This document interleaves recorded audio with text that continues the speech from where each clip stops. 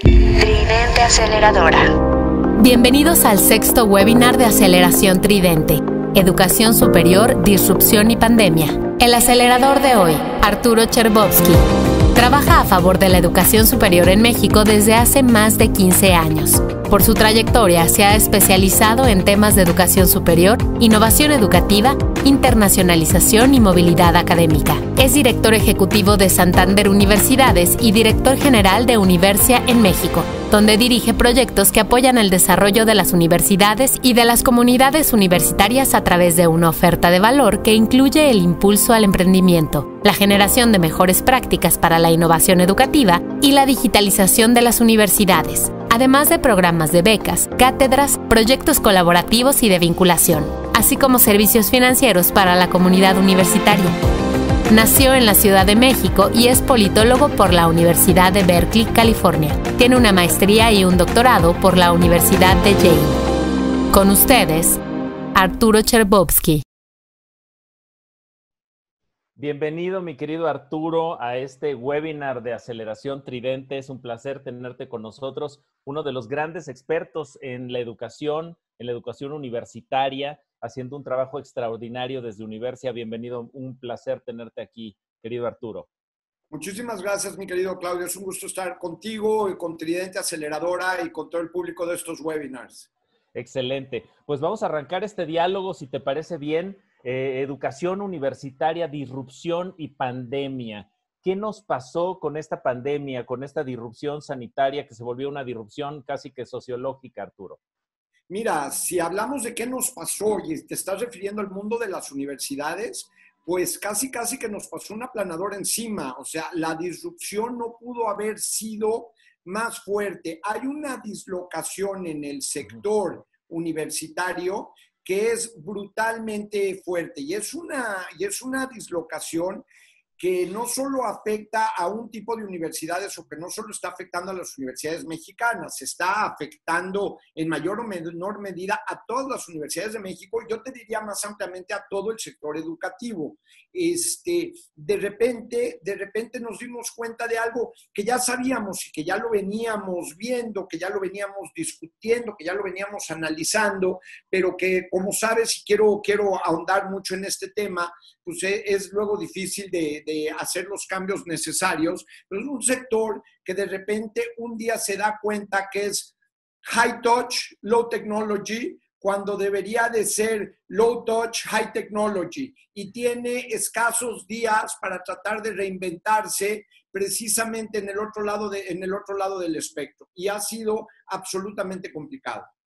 Y mira, Arturo, por ahí en algunos análisis decían, oye, de los ámbitos de la vida humana donde menos ha impactado la tecnología, decían, era la educación, pero más que la educación como un conjunto y una red de expertos que, por ejemplo, intercambian conocimientos, generan conocimientos, más en el espacio del aula. Es decir, si vemos la cocina, por ejemplo, ha sido transformada radicalmente en los últimos 100 años, ¿no? Entraron tecnologías como el microondas, el Internet de las cosas últimamente. En el salón de clases, ¿qué ha pasado, mi querido Arturo? Eso es justamente el punto, Claudio. Si tú ves hoy una foto emblemática del sector transporte hace 100 años y ves una foto emblemática del sector transporte hace 50 años y ves una foto emblemática del sector transporte hace 2 años o hoy, ves una serie de cambios radicales. Sí. Si lo ves en las líneas de producción, ves una serie de cambios radicales. Si lo ves en el aula y tú ves una foto de hace 100 años, ves una foto de hace 50 años o ves una foto de febrero de este año, ya no de marzo, pero sí de febrero de este año, el aula es realmente la misma foto, ¿no? Podrías quizá identificar algunos pequeños cambios por la indumentaria de los estudiantes, quizá no siempre de los profesores, al menos de los estudiantes, y vas notando algunos pequeños detalles, pero realmente la configuración, pero ahí te vas, si tuviéramos también una foto quizá, y sí tenemos cuadros emblemáticos de esto, de una aula medieval, o inclusive de cómo nos imaginamos que haya griegos, sido, ¿no?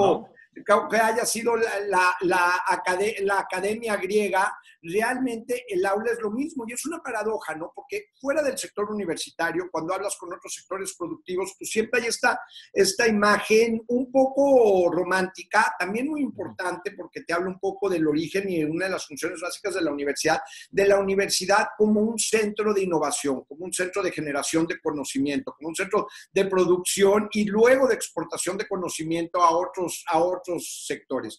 Y sin embargo, la paradoja es que a pesar de ese aire de innovación que la universidad como institución siempre ha tenido y que es muy respetada y admirada por el resto de la sociedad como uno de los valores sociales propios de la universidad hacia adentro siempre ha sido muy resistente al cambio.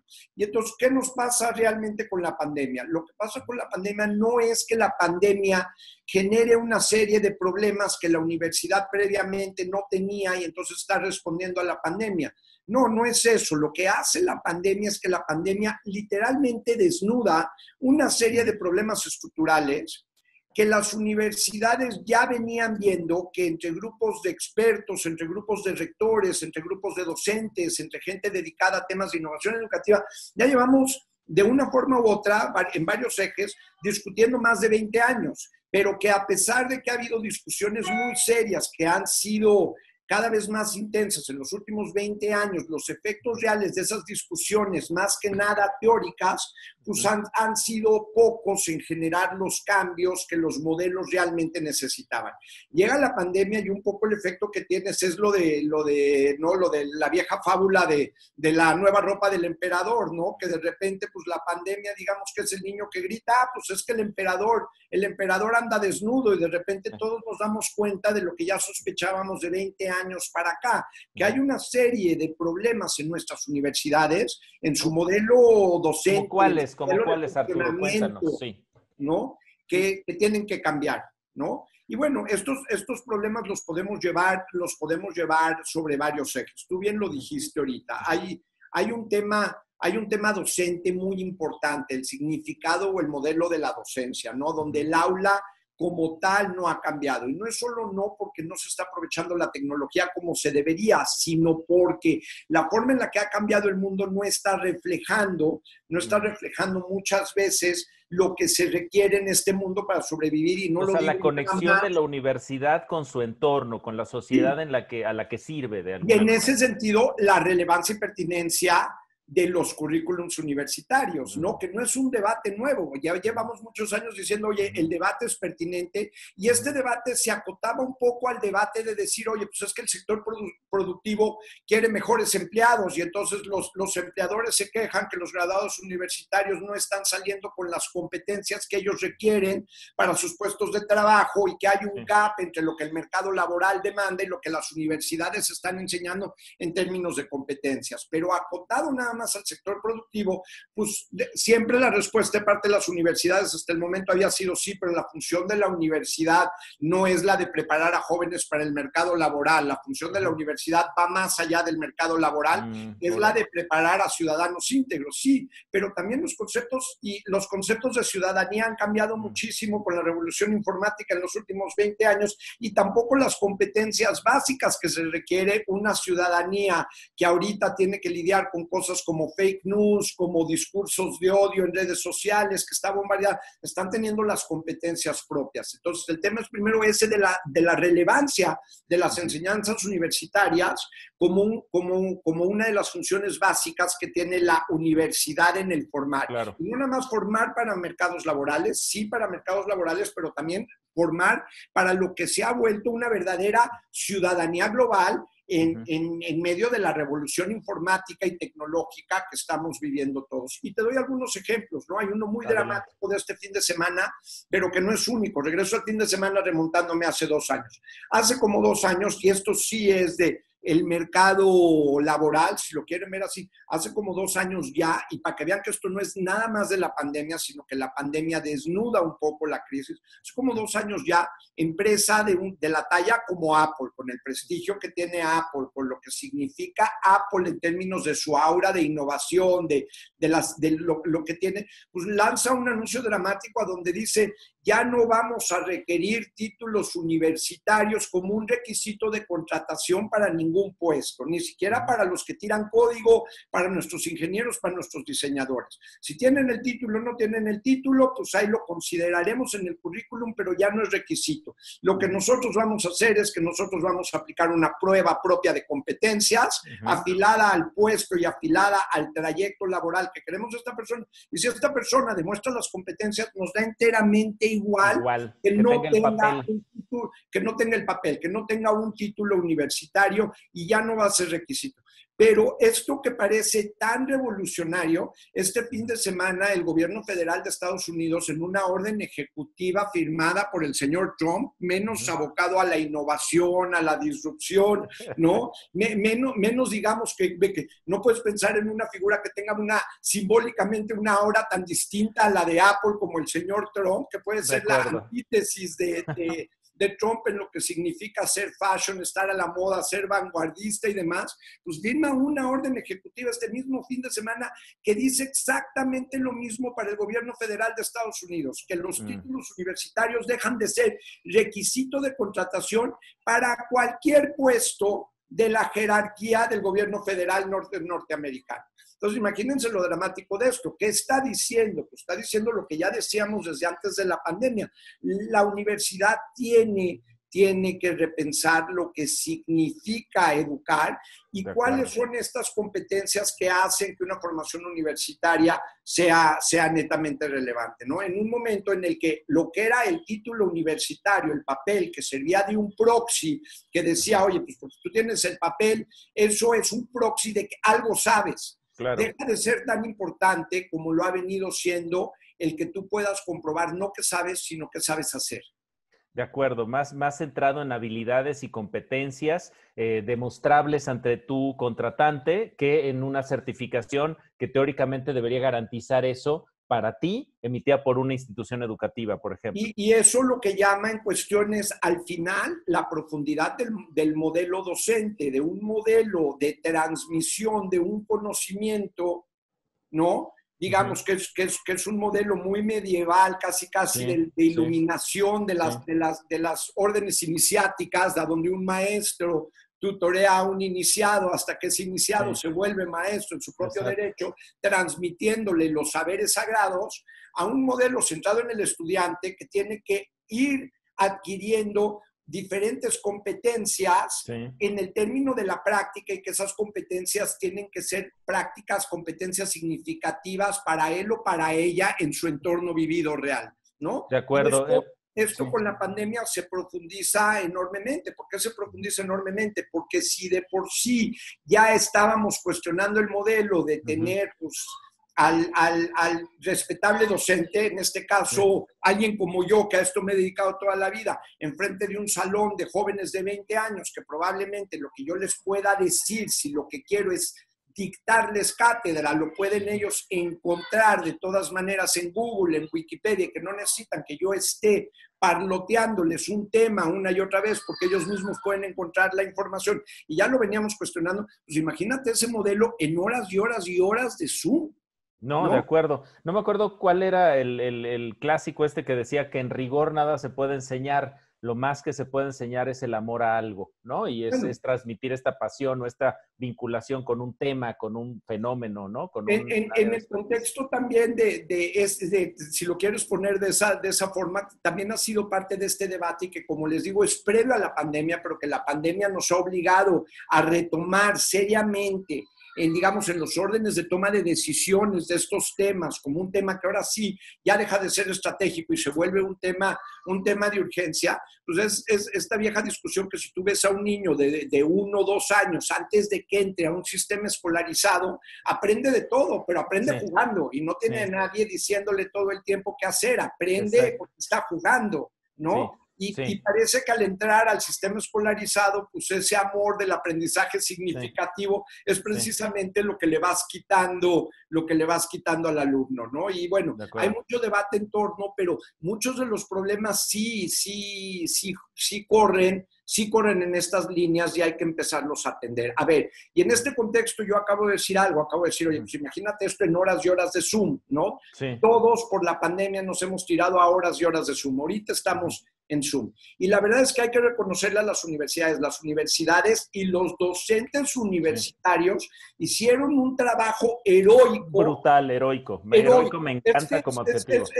Es en serio heroico y de reconocerse en tratar de garantizar una continuidad bajo las circunstancias más adversas que se pudieron haber imaginado. Y cómo, pues usando este tipo de plataformas como la que estamos usando hoy para continuar el status quo de la docencia. Pero eso es lo que se ha hecho, ¿no? Hemos cometido un error en los últimos 2 o 3 meses en parte de la literatura, los debates especializados, decir, oye, mira qué bien las universidades lo han hecho en generar educación a distancia. Pero es que no es eso, no, eso es un error, no es educación a distancia. Las universidades lo han hecho impresionante bien en generar docencia remota de emergencia. Docencia remota de emergencia. ¿Qué es eso? Explícanosla. Docencia remota de emergencia es justamente esto que estamos haciendo. Es, oye, yo tengo mi clase, yo tengo mi currículum, yo tengo mi forma de dar la clase, ya no puedo ir al aula y entonces me va a dar las herramientas mínimas en el marco institucional, mi universidad, conectividad, una computadora, una licencia de Zoom, me va a enseñar a aprender la computadora si no lo sé, me va a enseñar a aprender el Zoom si no lo sé, y voy a seguir haciendo lo mismo que hacía en el aula, pero ahora lo voy a hacer con Zoom. Eso, sin embargo, como tal, no es educación a distancia o educación en línea en el pleno concepto de la palabra, sino lo que es una reacción de emergencia.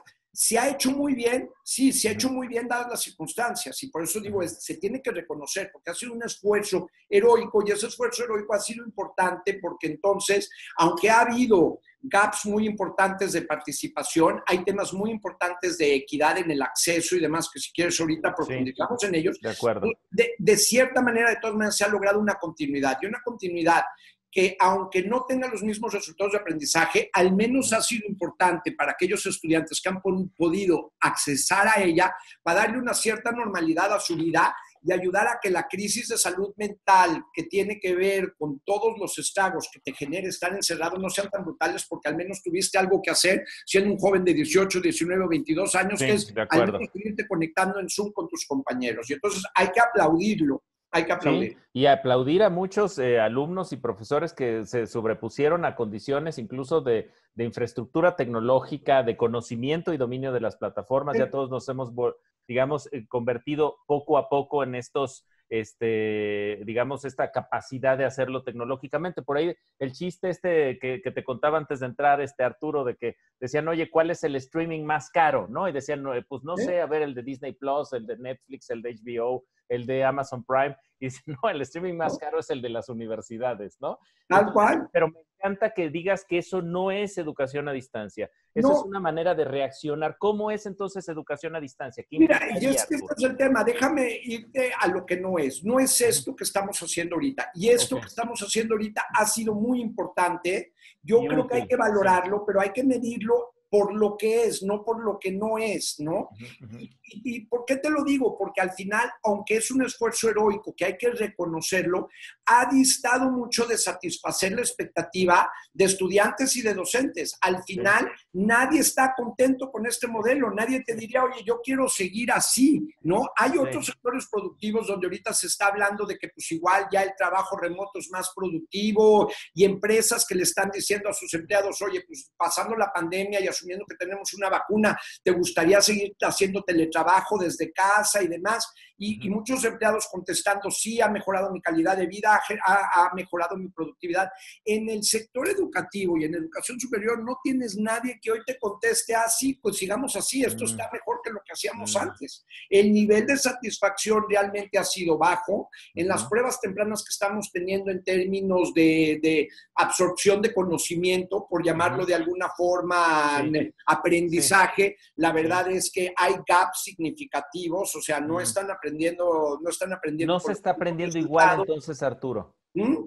No ¿Perdón? se está aprendiendo igual entonces. No, hay gaps en todos. Y tienes otros problemas que tú ya los tocaste ahorita, Claudio, que son muy importantes. También hay gaps de acceso, hay gaps de posibilidad de entrar, hay gaps de inequidad, de entrada. No todos, y tú ya lo decías, tienen las condiciones, las condiciones de infraestructura, tienen una línea dedicada, tienen un dispositivo dedicado, y entonces si de por sí ya teníamos ciertos gaps de acceso, a pesar de los esfuerzos democratizadores y de ensanchar la cobertura que han caracterizado en la educación superior del siglo XX y del siglo XXI, que ha sido por masificar la educación superior, pues la verdad es que esta salida a una docencia remota de emergencia ha generado barreras de entrada significativas sobre estos esfuerzos de masificación. Entonces te genera exclusión sobre exclusión, y eso hay que reconocerlo. Y sobre eso también lo que tiene son gaps en el aprendizaje. Y regreso, es porque esto no es docencia en línea aprovechando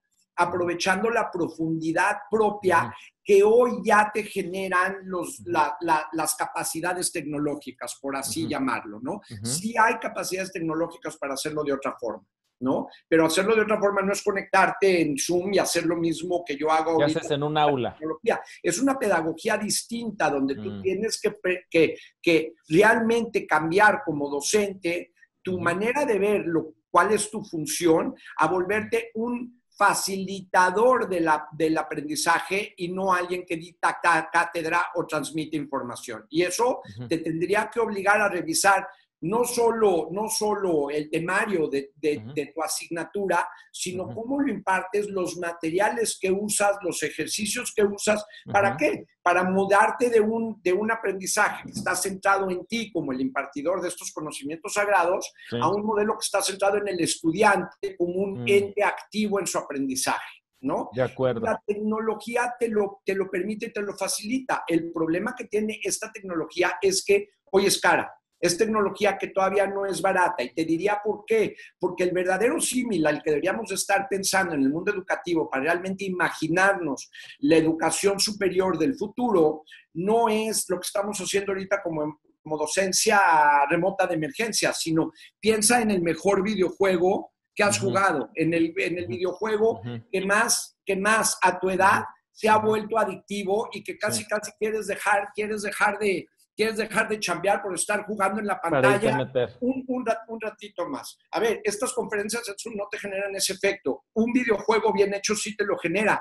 Y no es accidental, es porque hay millones y millones y millones de dólares de inversión sobre dos líneas que han generado que ese objeto mediático sea tan poderoso. Hay muchísima producción, millones y millones y millones de dólares en preproducción y producción, y millones y millones de dólares en procesos cognitivos para generar modelos y protocolos de engagement que hagan que el jugador se clave en lo que está haciendo en la pantalla.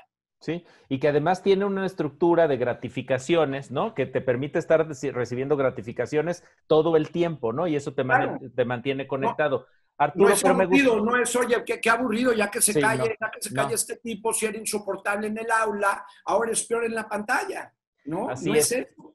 Ahora, Arturo, me gustaría entrar en un ángulo que ya has tocado un poquito de lado, pero para entrarle de manera frontal, que tiene que ver con la conversión del aula y del salón de clases en algo intangible, en algo nómada, ¿no? Es un salón nómada, un aula nómada, un aula que existe, digamos, de forma abstracta, que no tiene instalaciones físicas y que esto reta un poco el asunto de la infraestructura de las universidades. Por ahí algunos artículos dicen, las universidades se van a convertir en grandes estudios de producción de contenidos, como Hollywood, ¿no? Entonces van a generar contenidos y se van con estas lógicas, digamos, sí, de educación a distancia, no me encantó el concepto de docencia remota de emergencia, sino utilizando, como dices, toda la capacidad de la tecnología y todos los features, los elementos para poder entregar un contenido educativo y un proceso pedagógico. Es que esa es una de las tendencias y conecta muy bien con lo que yo venía diciendo, ¿no?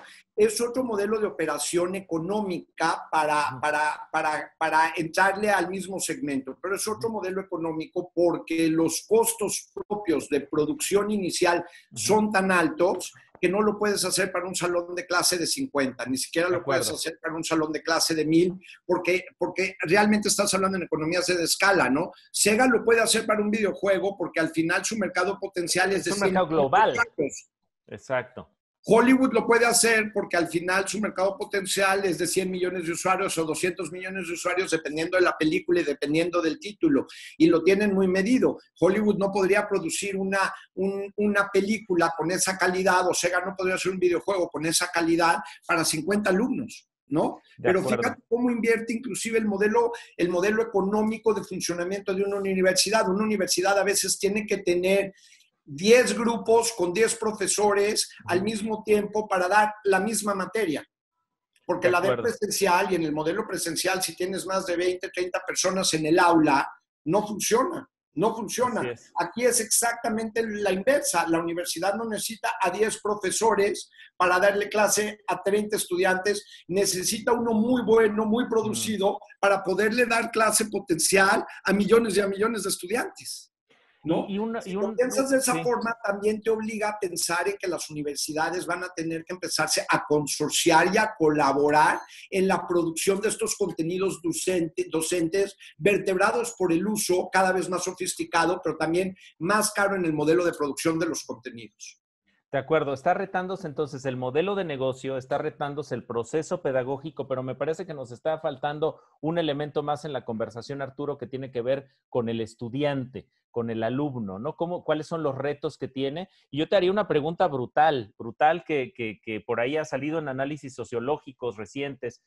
¿Qué significa egresar hoy? ¿Qué significa egresar hoy de una universidad en un entorno donde incluso hasta los procesos simbólicos de la graduación, etcétera, pues se están haciendo vía remota, donde está saliendo un mercado laboral pues contraído, depauperado, con menos oportunidades aún? Hay quien dice, hoy los estudiantes que salgan de licenciatura tienen que inmediatamente agarrar la maestría u otro proceso educativo para saltar este bache, digamos, de escasez laboral, de escasez de oportunidades. ¿Qué opinas de eso? La verdad, Claudio, es que es una pregunta terrible, ¿no? Yo no envidio a nadie que tenga 18 años y esté pensando en entrar a la universidad en este contexto, ni nadie que tenga 22 y esté por titularse o esté en un proceso de terminación o de titulación.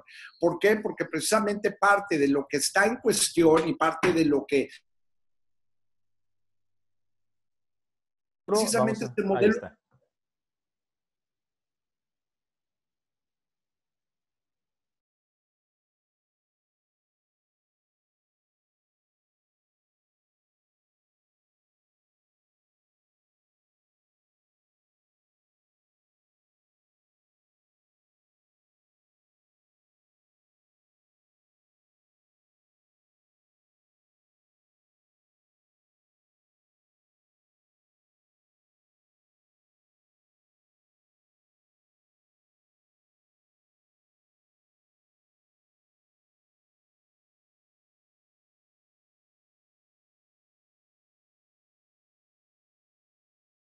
Instante nada más. Oye, bueno, a ver, estoy de regreso, una disculpa. Esto pasa todo el tiempo cuando estás dando docencia remota. Esto ya ni te ya al principio me pasaba en un webinar y entrabas en pánico. Ahorita ya es así como, bueno, ahorita me conecto y pido unas disculpas a todos porque es la constante de la experiencia que estamos teniendo. Pero respondiendo a tu pregunta, Claudia, la verdad, yo no envidio a nadie ahorita que tenga 18 años y esté por entrar, y nadie que tenga 22 años y esté por graduarse. ¿Por qué? Porque parte de lo que está en juego de manera profunda es esta idea idealizada de lo que es la universidad. ¿Y qué es la universidad? Como una experiencia de formación integral a donde la parte más rica de la experiencia, dejémonos de engañar entre nosotros mismos, y habla con un joven y un joven te lo va a decir porque lo sabe intuitivamente, no es lo que pasa en el salón de clases. Lo que pasa en el salón de clases es el pretexto del resto de la experiencia de lo que es la vida universitaria. La experiencia universitaria. Exactamente, que es la experiencia universitaria integral, ¿no? Y entonces, bueno, tú decías cuál es el el webinar más caro, el de la universidad, ¿no? Hablabas de Netflix, el webcast más caro, de Netflix, no, el de la universidad. El streaming, exacto. Pero antes, ¿de qué hablábamos? Oye, eso es una cafetería que tiene una universidad al lado, ¿no? Se decía, qué gran cafetería, y tiene el valor agregado de que tiene una universidad. Tiene una cafetería con dominó, muy padre. Exactamente, y todos esto lo entendemos, aunque a veces no lo hablamos, digamos, en los círculos teóricos. Ahora, esto no es denostativo, te habla de algo que intuitivamente los jóvenes saben y que nosotros, cuando estamos siendo honestos, aún los que estamos en la administración universitaria, en la docencia universitaria, lo sabemos, que es que muy poco de lo más significativo de la universidad es lo que realmente pasa en el aula. Lo más significativo es lo que pasa extramuros, pero que sigue siendo parte de la experiencia integral de ser universitario. Ahora, eso es parte de lo que la pandemia no puede replicar, y los modelos a distancia, por más bien generados que sean, tampoco pueden replicar. Pero también tenemos que ser muy honestos. De acuerdo. Es esto de la experiencia universitaria, de, oye, yo, un joven de 18 años, tengo un espacio relativamente seguro entre comillas, a donde puedo ir a experimentar lo que significan las pautas de la adultez temprana, ¿no? Y lo hago realmente en un entorno que con sus asegúnes es relativamente seguro, pues la verdad es que es un gran valor de la universidad como la conocemos. Y eso sí, ni la mejor docencia videoproducida lo puede emular. Pero si somos honestos, también esta experiencia es una de las razones por las cuales, a pesar de los esfuerzos de democratizar el acceso a la educación superior, el acceso a la educación superior sigue siendo limitada, porque este espacio seguro para probar modelos y pautas de convivencia de la adultez temprana en forma presencial, en entornos semiseguros, es un modelo muy, muy caro y por definición elitista y excluyente. Entonces ahí tienes la paradoja. Elitista y excluyente. ¿No? Es una paradoja brutal. Y ahora, una cosa, Arturo, solo para contar una historia que conecta perfectamente con lo que estás diciendo, es esta iniciativa que me parece que nació en Stanford, de Zoom University, ¿no? Es decir, ante el escenario donde en las universidades norteamericanas, pues todo estaba igual que aquí, sucediendo a través de plataformas tecnológicas, en Stanford se organizó no estoy seguro si es en esa universidad, una cosa que se llama Zoom University, un sitio web para que los universitarios, fíjense bien, liguen, porque es un asunto relevantísimo de la experiencia universitaria, conocer al otro, empezar a experimentar, como bien dices, estas pautas de la adultez, de los noviazgos, de las relaciones. Muchas veces ahí se constituyen los primeros matrimonios, digamos, ¿no, Arturo? Mira, sí, o sea, sí, se han abierto muchas páginas para tratar de sustituir a lo que se está perdiendo cuando no está esta experiencia integral, que es la experiencia extramuros del aula, que es el verdadero constituyente de esta experiencia que luego pensamos como la universidad. Ninguno ha dado plena satisfacción, pero esta es la presión real que están sintiendo las universidades por regresar. La presión real por regresar no es la de decir, oye, ya tenemos a la pandemia controlada. La presión real es la de los jóvenes universitarios diciendo, oye, pues gracias por la docencia remota de emergencia, gracias por salvarme el semestre, pero si me estás diciendo que me tengo que echar 6 meses o 1 año más de esto y me vas a cobrar el mismo costo de matrícula, voy a tener los mismos costos para quedarme en mi casa y no tener todo esto adicional, que es mi verdadero valor percibido, pues prefiero no inscribirme, prefiero tomarme 1 año y a ver qué hago. Me tomo cursos en internet que están diseñados para hacer cursos en internet y no te pago una colegiatura, ni cuotas, ni ninguno de los costos adicionales, ni de la educación pública, ni de la educación privada, porque la ecuación valor no está ahí para mí como consumidor, porque no es nada más el conocimiento, la transmisión del conocimiento, es la experiencia de vivir en el dormitorio, de ligar, de ir a la cafetería, de ir a las fiestas los fines de semana, y eso tú no me lo puedes ofrecer, aún con protocolos de regreso presencial al campus, porque ya me estás amenazando que si regresamos, pues no me vas a dejar hacer fiestas los fines de semana. ¿no? Y entonces la presión Exactamente. económica inmediata y la gran incertidumbre está porque la presión no es nada más la presión de salud, está la presión de salud pública, pero la presión de salud pública está chocando contra la presión del valor percibido en la continuidad de la inscripción y las matrículas. Así es. Y miren, los sonidos del Zoom, ¿no? Lo que hay detrás, ahí escuchamos a tus bebés. Es Pero inevitable. es inevitable, aquí me acaban de traer la verdura y así estamos en esta situación.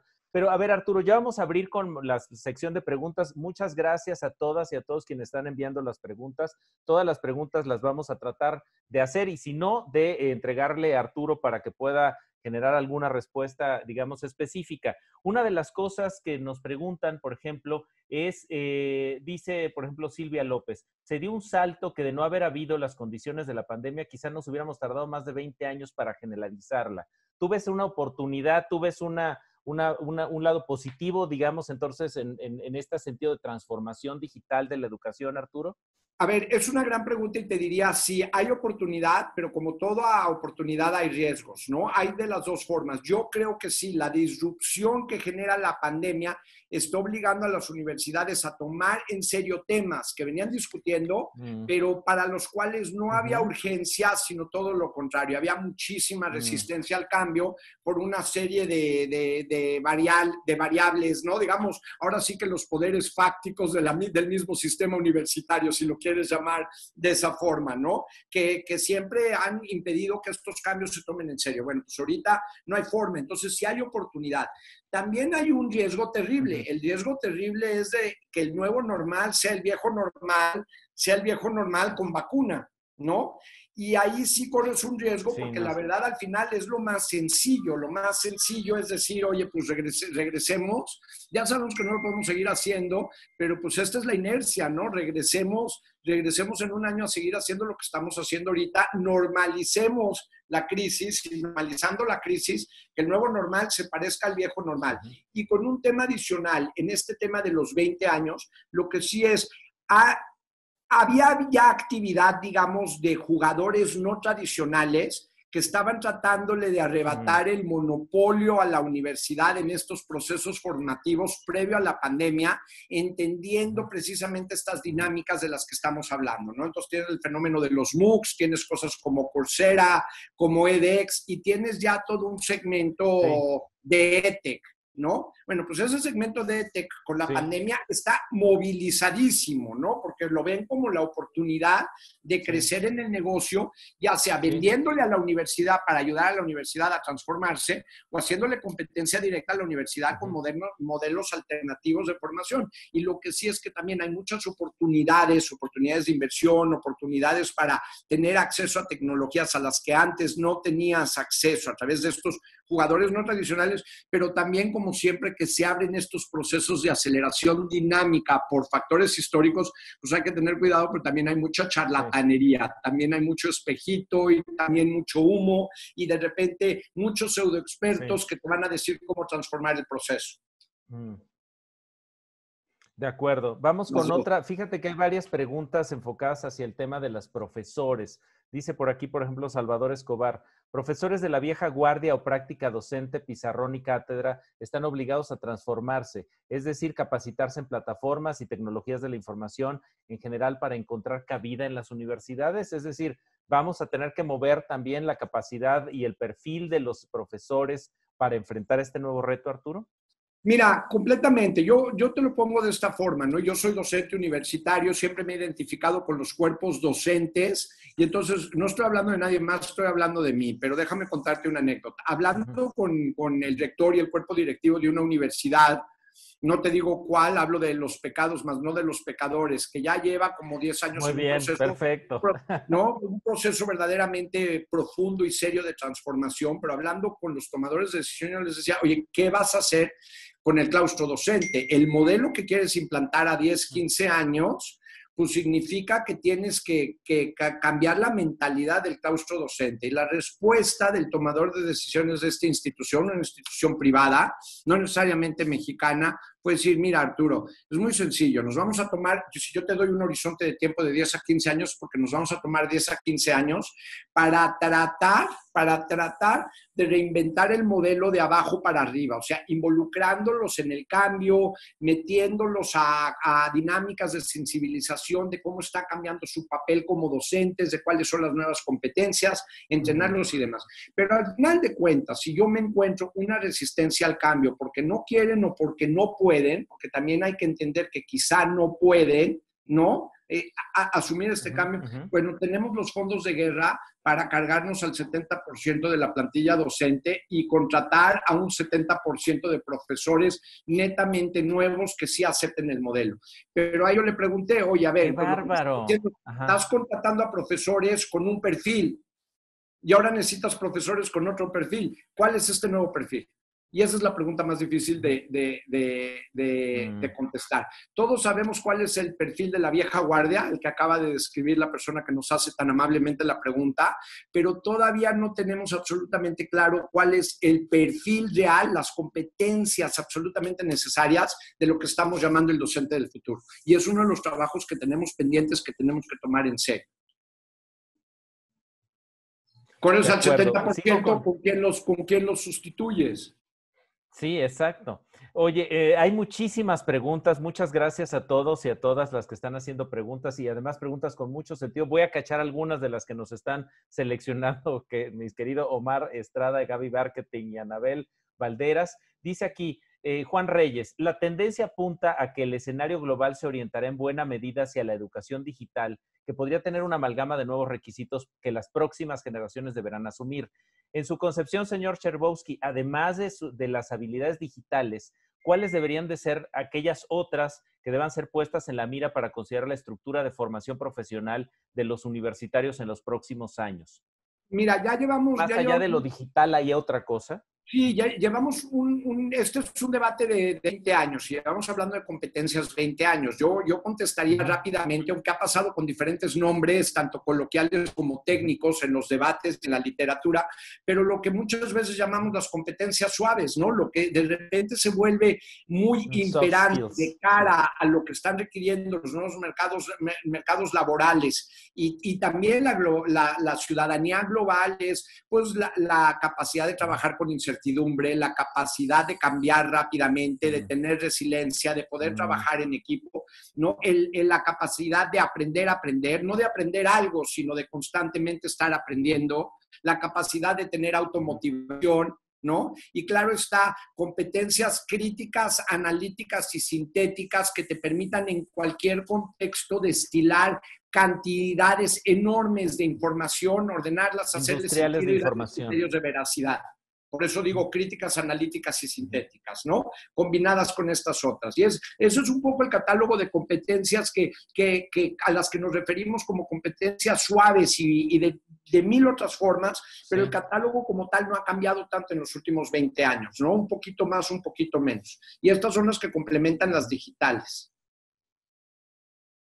De acuerdo, fíjate, me encanta cómo lidiar con la incertidumbre, cómo ser resiliente, aprender a aprender, cómo trabajar en equipo, ser automotivado para que no tengas que tener atrás al capataz, y el tema del procesamiento rápido de grandes cantidades de información. Muchas gracias. Arturo, voy con otra pregunta que nos hace Liliana Duarte. ¿Cómo medir el grado de aprendizaje en los alumnos vía remota? ¿Cómo mejorar la participación de los alumnos para lograr un verdadero involucramiento vía remota? Nos pregunta Liliana. Mira, a ver, en este contexto y con estas herramientas, y si lo que estás haciendo es nada más transplantar tu docencia cotidiana a una docencia a través de Zoom, lo tienes muy difícil. Es cuesta arriba. Al final tienes que hacerlo con expectativas diferentes de por qué lo haces. Y al final las metas de aprendizaje o las metas de convivencia y relacionamiento con los estudiantes tienen que ser otras, porque la misma tecnología, la modalidad, el contexto es muy, muy, muy limitado, ¿no?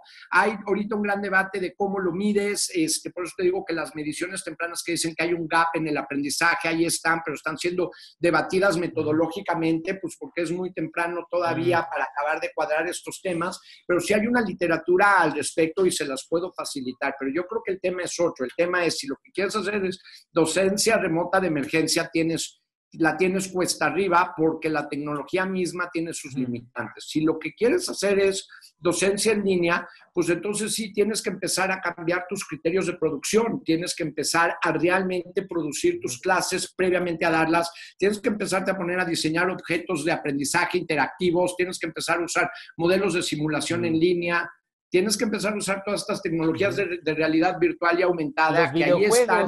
Y regreso a los videojuegos. ¿No? Parece que me los estás describiendo, Arturo. ¿Sí? ¿Sí? Así es. Pero Vamos, si es quieres. lo que te da la tecnología.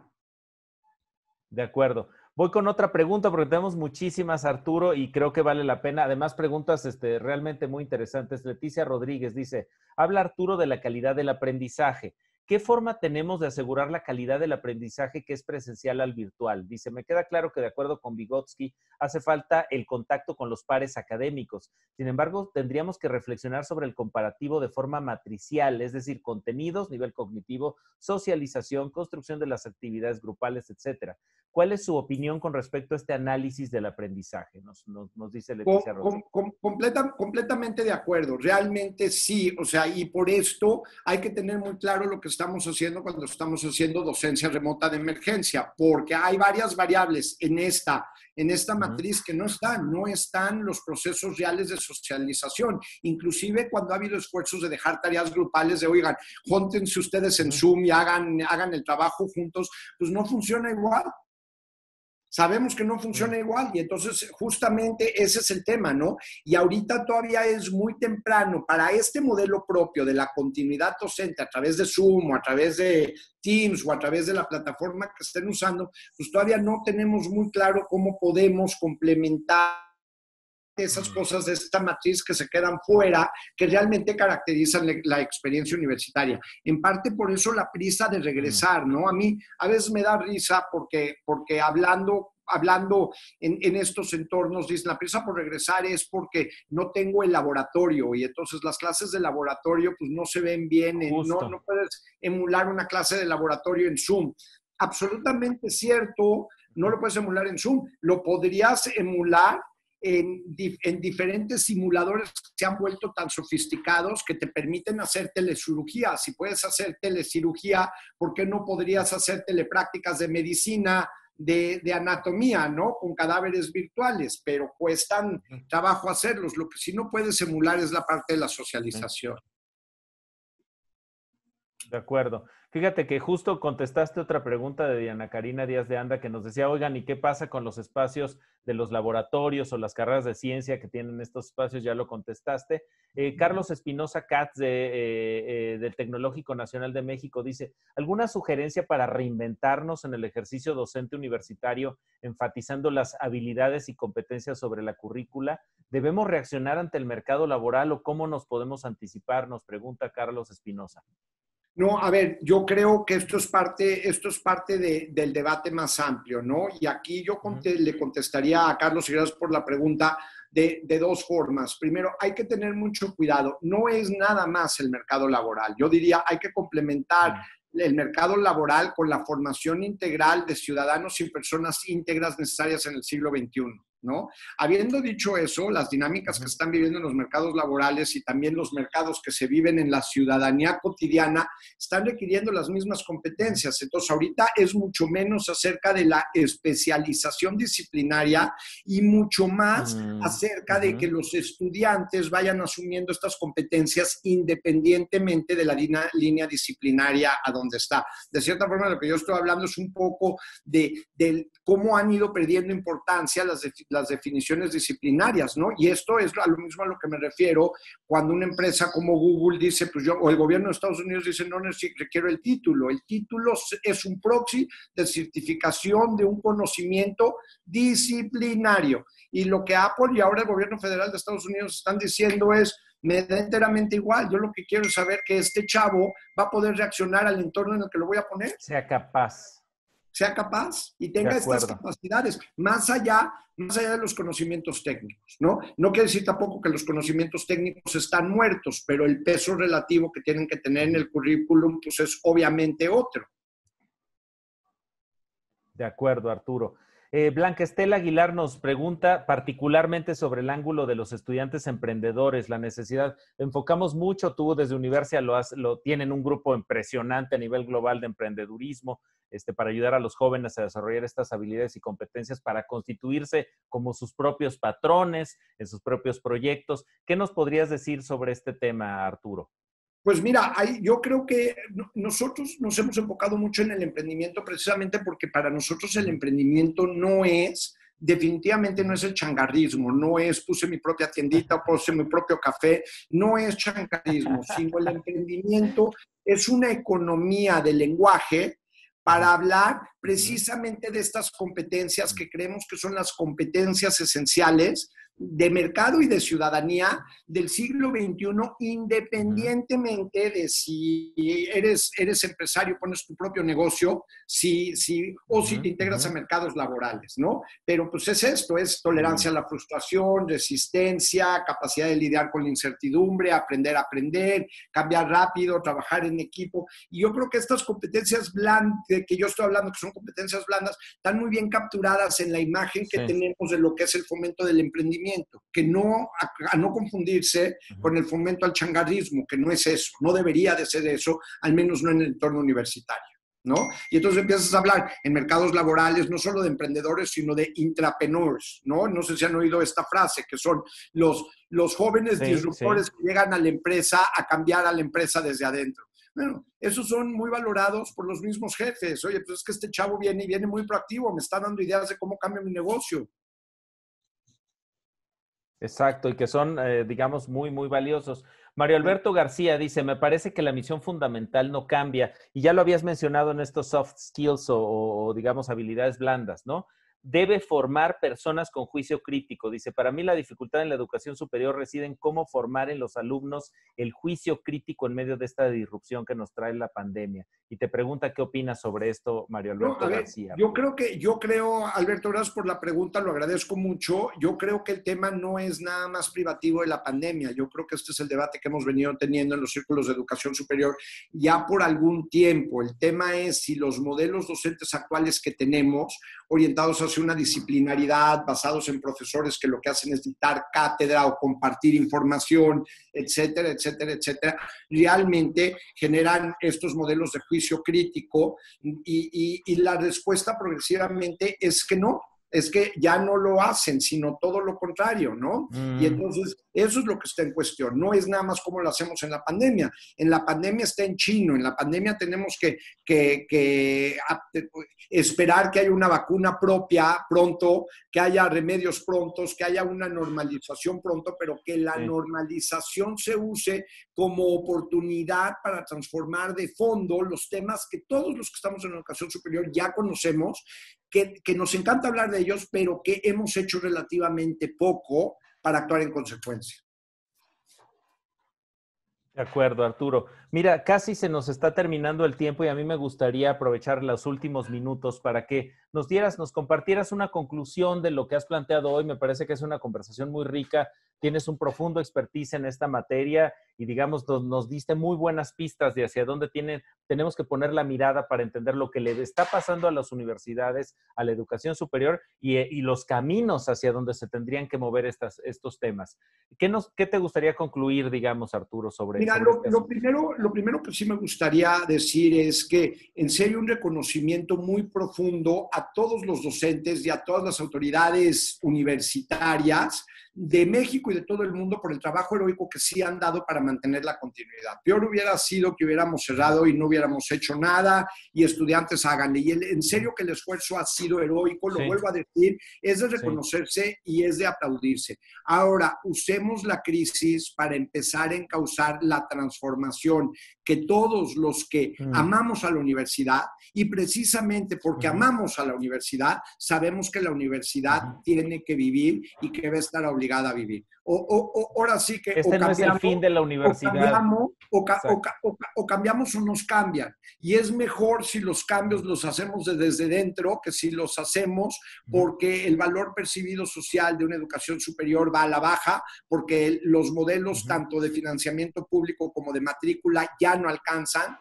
Y entonces eso sí pone, la universidad que se rehúsa a cambiar sí pone en riesgo el futuro de la universidad.